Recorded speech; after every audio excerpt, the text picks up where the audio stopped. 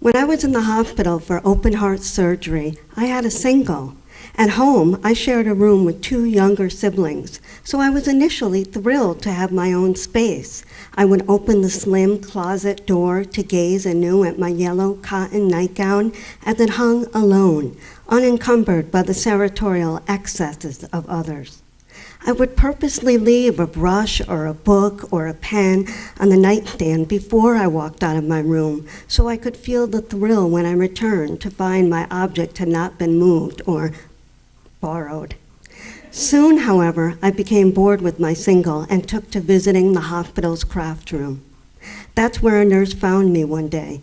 She said there were doctors waiting to see me. I was tired of doctors and needles, and I was in the middle of a craft project. But I dutifully took the nurse's hand and walked down the hall. When I arrived at my room, people I had never seen before were blocking the doorway and leaning against my bed. "Just sit here, please, Megan. We'd like to have a listen to your heart," one stethoscope said as he cleared a space on my bed. I wanted to tell the doctor whose name I did not know that he had mispronounced my name, but I did not. I was being polite. I sat as quiet and still as I could as one doctor after another listened to my exposed chest. Once I caught the eye of the nurse standing behind the tall people near the open door. She smiled as if to say how brave I was. I willed myself not to cry as first one and then another doctor touched me, never asking for my permission, never noticing I was frightened and embarrassed. I thought about the gifts I was making in the craft room and the presents I might receive the next month for my 10th birthday. I decided the only gift I wanted was never to see another doctor again. I was on morphine after the 8-hour operation, and all I remember from those first few days in the intensive care unit was that I had bad dreams.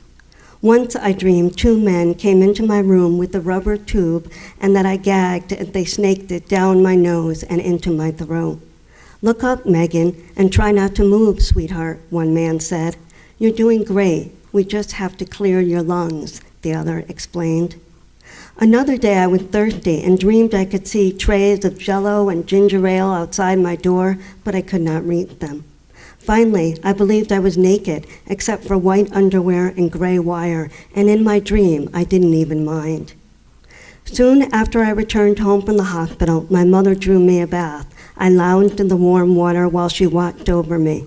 My sister Ann sat next to me and counted the marks left by the black twine that had cornered itself beneath my right arm, slid across the flesh where breasts would someday appear, and careened up to my left armpit. "A bikini cut," Dr. Carter had said proudly after surgery. 50 stitches, Ann, my sister, announced impressed from the side of the tub. Years later, doctors continued to marvel at the ingenuity of my scar.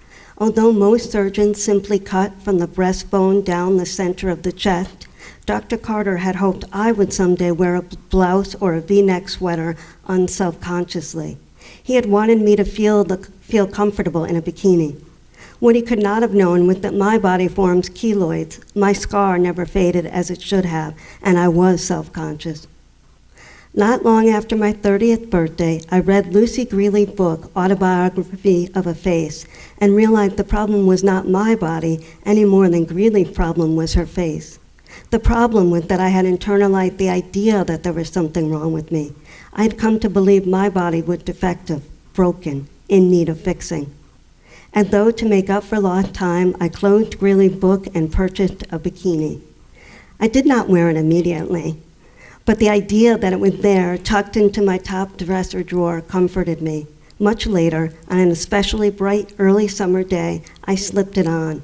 And as I did so, I thought about Dr. Carter. He would have been proud. Thank you.